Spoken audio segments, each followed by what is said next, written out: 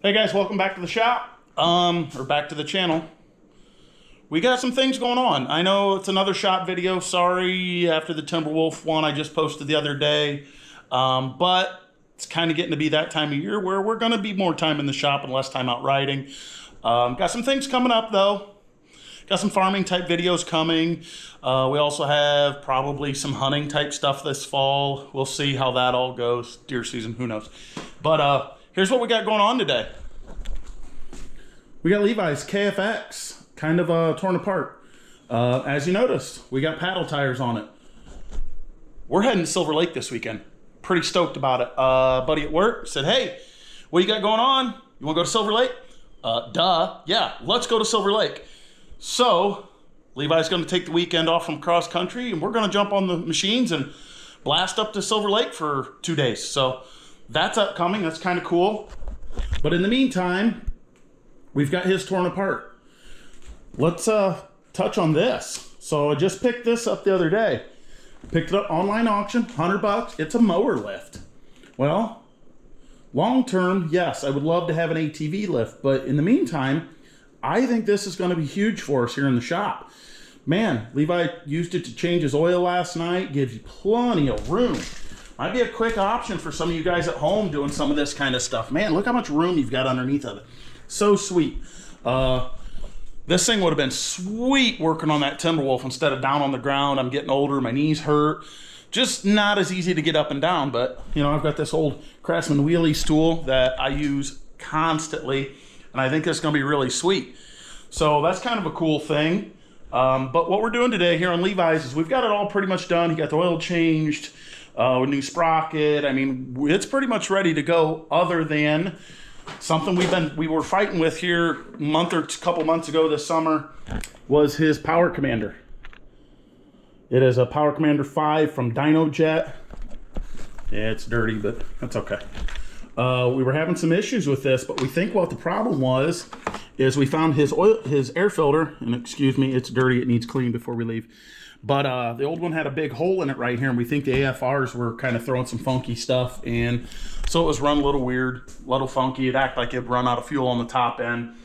Put the commander on the computer, got on Dynojet website, reflashed a new tune in for this. So we're gonna try to get it bolted on today and maybe get it really, really ripping, because like you guys, I've told you guys, it has a Fuel Customs intake on this. Their air filter, their intake, which is substantially larger than stock. It's got a DASA pipe on it. Thing sounds great, runs great, but it's got some issues with startup tune and running properly on the low end. Once you're into it, it runs fine up through the gears, high end, racing, stuff like that. Haven't had any issues with it, but we want to go ahead and put this Power Commander back on. Pretty simple setup. I mean, they are a plug and play type setup. You know, just 2 plugs here, plug into all the stock ports, grounding wire, a couple other plugs. It just bypasses the stock ECU. Pretty easy stuff to work with. So we're gonna take a few minutes, get this thing buttoned up. Pretty cool. So this thing should rip for this weekend. We'll see. We'll probably get it out on a test drive here in a little bit. I don't know how much we're gonna get into. Again, time crunch kind of thing. Something else too, you guys are probably seeing the video, depending on how I get this set up, is we're new boot goofing today, guys. Bam! Yup. Broke down and bought myself a brand new pair of riding boots. They are a Maverick by Fly. This is the same thing Levi wears. Really, really reasonable. I think these were $109, $120, something like that. Went with this specific boot. I have an extremely wide foot. Normally in boots, it's a triple E, double D kind of width. These are a 12 standard width, fit really, really well. Was able to put Levi's in. He's got just a tick bigger foot than me. Worked well, but I have ginormous calves, huge. If anybody that knows me knows I have customizable calves. They are giant. Fun fact, we've actually measured my calves versus Robert Oberst. If you don't know who Robert Oberst, look him up. I have bigger calves than Robert Oberst, which is saying something about the size of my calves. So I opted to go with these. They have plenty of adjustment through the 3 side buckles. So Not normally shop type boots, but gonna go ahead and wear them today just as a break-in, and we'll be wearing them this weekend. So I thought, well, opportunity to put them on my foot for a couple hours and just put some time in them without riding. And then if I jump on this to test drive it, we'll be good to go. So we're gonna probably set you up. I'll throw a quick time lapse in, and we'll get this buttoned up and hopefully get it fired up here in the next 15-20 minutes or so. So hang tight with us, guys.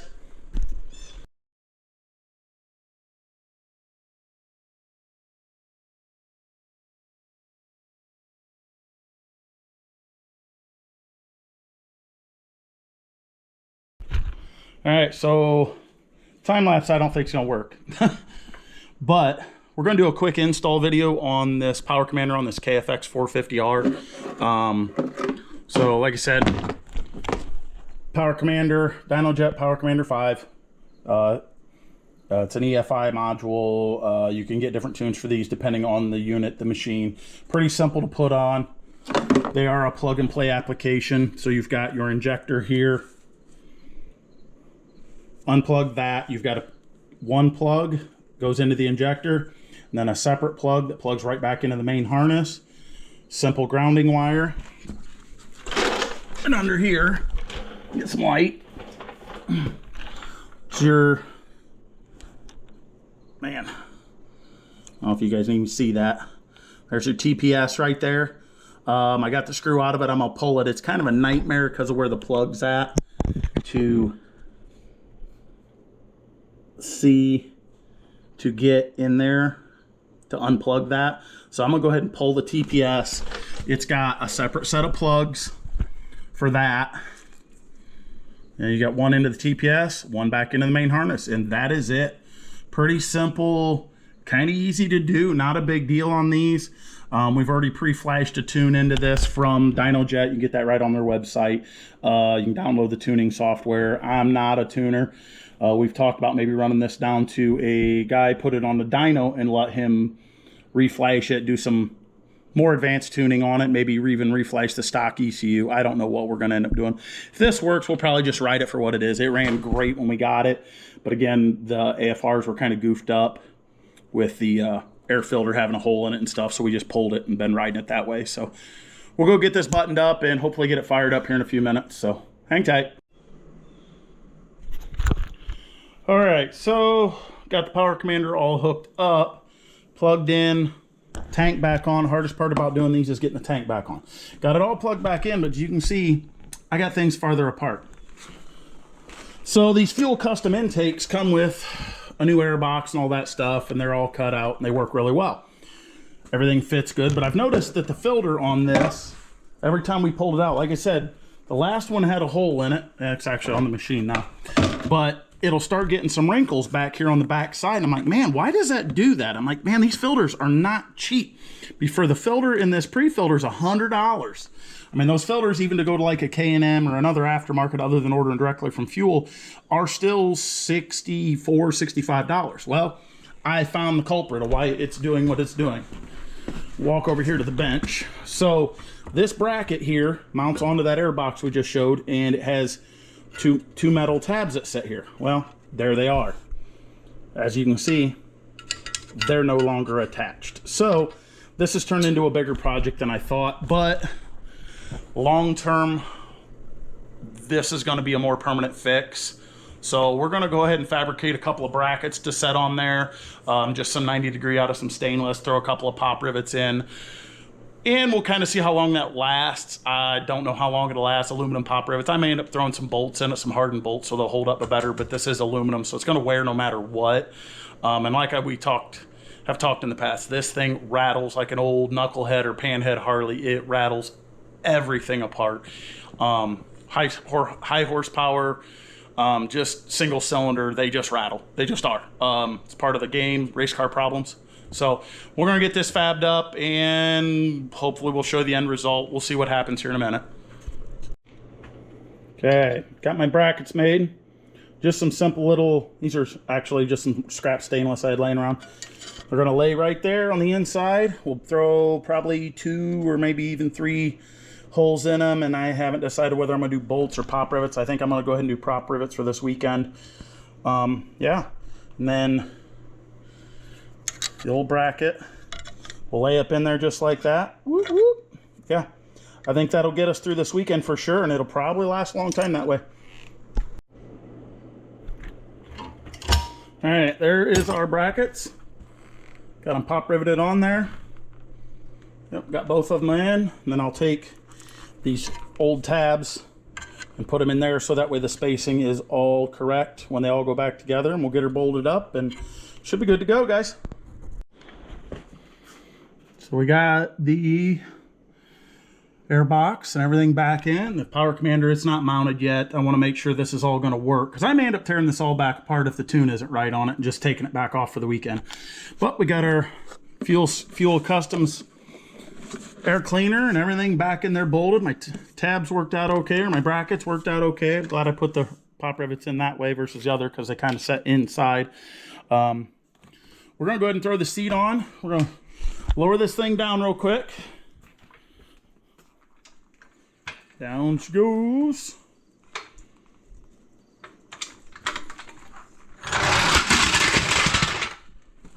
All right.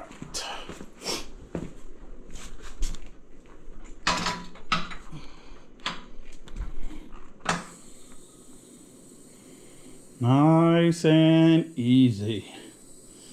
Man, this thing is going to be so nice. I hope it's not a big headache every time I go to get it out, so. There we go. Let's throw the seat on. Let's fire it up. Make sure she fires up good.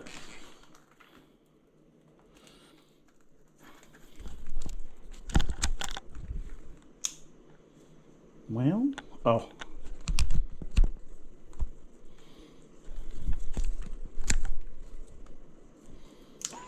There it goes. Okay.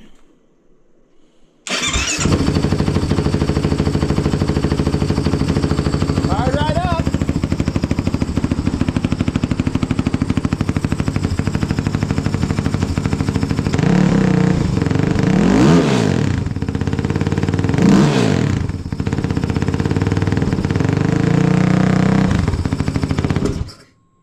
Man, I don't know. Seems like it's the same issue it was having. It was always a cold tune, startup tune. We'll let her sit here and idle just a second. We'll get her backed out, get the seat on, and take it for a little rip. Yep, she's back, baby. All right, that worked perfect. Man, this thing freaking rips on these pedals. It's a little wet out. I mean, I don't know if you can see on my glasses, but they are, yeah, just a little bit drizzly. Ripped it up the side ditch. Went quarter mile both ways, wide open, fifth gear, fourth gear, didn't hesitate, didn't miss. Man, it runs fantastic. It is back in its perfect form again. This is the way this thing's supposed to run. He thought it was fun at the dunes the last time. It's gonna be real fun this time. Hope we get to do some drag racing with it right now. Man, for a bone stock machine, as far as motor wise, with just a tuner, an exhaust, and an intake and a high flow air cleaner on it, a nice big quality cone filter. Man, I wish somebody was here to film it, but that's what it is, guys. It's what happens when you film by yourself. You don't get to hold on to this stuff. I mean, I could have set the GoPro up on the front of the machine or something. It just, I don't know if it would have worked out well. I'd probably end up losing the GoPro, and then, you know, so much for my GoPro, and then there goes a lot of footage and a lot of fun times you guys get to hang out with me with. But we're gonna go ahead and cut this off, guys. That is basically what I wanted to get done yet today. Still got to work on the trailer. Got the wheels pulled off. It's just sitting here. I just need to pull the bearings and double check them. So other than that, man, go through and do a quick nut bolt check. Levi will probably get the plastics and everything put back on this tonight and be ready to go. But again, drop a comment below what you think, guys. Probably on the next one, you're gonna see us up Silver Lake. I don't know if I'll get this one posted before we get up there or not. Running short on time, so, you know, typical my life. It's a little after 2 o'clock and I got to go to the house and get a shower and start getting around for work. But quick little wrench video, got some updates done, and again, like heading up to Silver Lake this weekend. Should be leaving early Saturday morning. Hopefully Levi Friday night. Well, no, because he'll have to go to the football game. But anyways, we'll get stuff loaded up Saturday morning. We'll catch you then. And till then, guys, thanks for hanging out, and like, subscribe, hit that notification button down below, drop a comment, tell me what you think of what we're doing out here. And as always, guys, we will see you on the next adventure.